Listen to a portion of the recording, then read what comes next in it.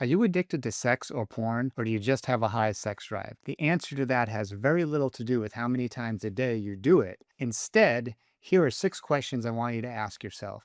If you answer yes to 2 or more, you're probably not dealing with a high sex drive anymore. You're most likely dealing with an addiction. Question 1. Have you tried to stop and found that you couldn't?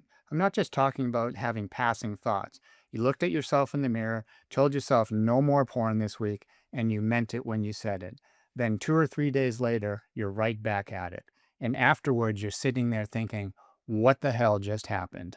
You run a company, you close $1 million deals, you can talk yourself into cold showers and 6 a.m. workouts, right? But when it comes to this, your own word doesn't seem to mean anything anymore.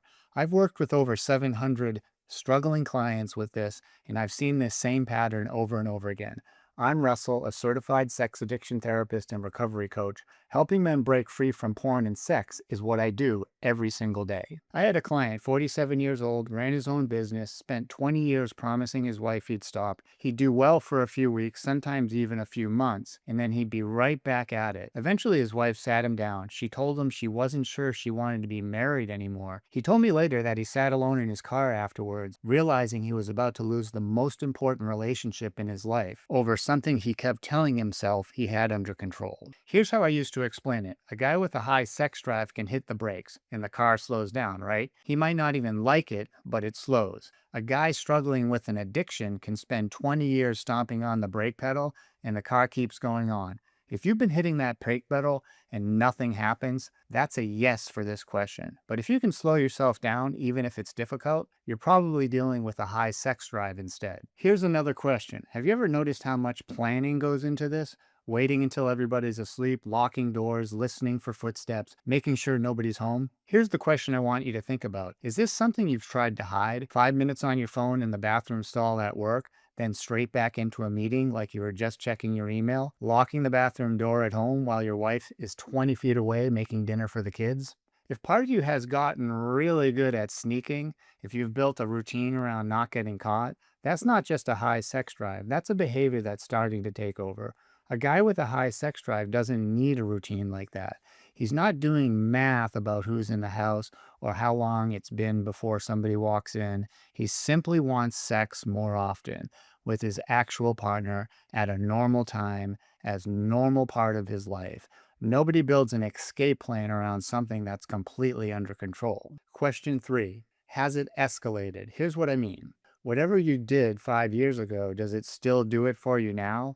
Or have you noticed you need more time, going further, looking for something a little more extreme, just to get the same release you used to get much more easily? That's probably not your preferences changing. That's your brain building tolerance. It's the same thing that happens with a drug addict. The first hit creates a strong response over time, and then you need a little bit more and just a little bit more to get back where you started. Someone with a high sex drive doesn't usually experience that. He simply wants more sex more often, usually with the same partner, and generally the same kind of experience he's always enjoyed. He wants more of it, not more extreme versions of it. Hey, if you've already answered yes to 2 of these questions, you probably don't need to wait until question 6. There's a link below where you can schedule a confidential call with our team. We'll help you figure out whether you're dealing with an addiction or not, and more importantly, what you should do next. Question 4. Here's something addiction almost always leaves behind: a trail of explanations. I was working, I just lost control of time, that was a spam message. Here's the question: are you lying about it?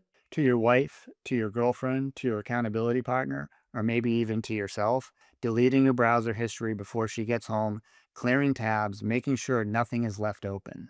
Telling you were at work on a call when you were really in the bathroom for 10 minutes. The second you find yourself making up a story about where you were or what you were doing, that's no longer privacy. That's covering your tracks. One of the things I've noticed, a guy with a high sex drive doesn't usually need a story. He may be private about his sex life, that's perfectly normal, but he's not rehearsing explanations before anyone even asks. There's a big difference between privacy and secrecy. Question 5. Have you been telling yourself this is the last time for a while now? I worked with another client, successful career, the kind of guy nobody would ever guess was carrying something like this. One night after another relapse, he went back and started reading through years of his journal entries, and he noticed the same exact sentence kept showing up. "This is the last time." And over and over and over again, he saw this. He actually lost track of how many times he'd written it. That's the real question. How many times have you acted out, but have you been making the same promises to yourself over and over again, only to find yourself right back where you started? A man with a high sex drive doesn't spend years breaking promises to himself, but someone struggling with an addiction does. And eventually, those broken promises stop costing you their confidence and start costing you your marriage, your career, your relationships, and years of your life. Here's the final question, and this one might be most telling of all. Have you ever noticed you weren't even horny, but somehow you still ended up doing it again? Because if this was simply a high sex drive, being turned on would usually come first. But for a lot of men I work with, that's not what happens. So here's the question. When you try to stop, do you become restless, irritable, and discontent? Short with the people around you? Not just bored, I mean something feels off, like you're uncomfortable in your own skin, almost like there's a low electrical current running underneath you, which doesn't settle down until you're back doing it again. We actually have a name for that feeling. We call it RID.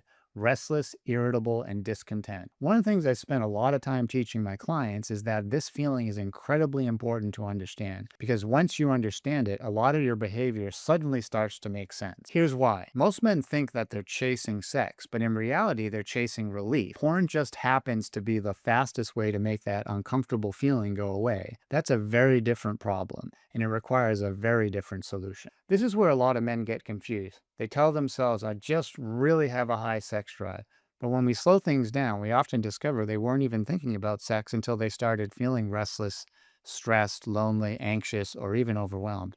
Porn wasn't solving sexual desire, it was solving the uncomfortable feelings. A guy with a high sex drive usually doesn't experience that. He wants sex. If he doesn't have it for a while, he may get frustrated, but that's usually where it ends. Someone struggling with an addiction often feels like he's crawling out of his own skin, not because he desperately needs sex, because he desperately wants relief. That's a very different experience. So here's the tally. So let's add it up. 1, yes, keep an eye on it. 2 or more yeses, you're probably not dealing with a high sex drive anymore. You're most likely dealing with an addiction. And addictions rarely stay contained. Over time, they usually spill over into the rest of your life. They cost you relationships, they cost you trust, they cost you peace of mind. Sometimes they cost you your marriage, sometimes your career. The only real question is, do you deal with that before it happens?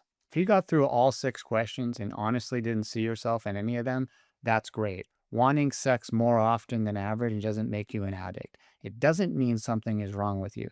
You may simply have a higher sex drive than others, and that's a very different thing than addiction. I've worked with hundreds of men who answered yes to most of these questions.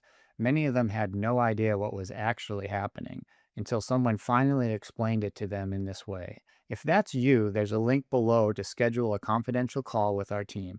We'll help you understand what's really going on, answer your questions, and we'll help you decide what your next steps should be.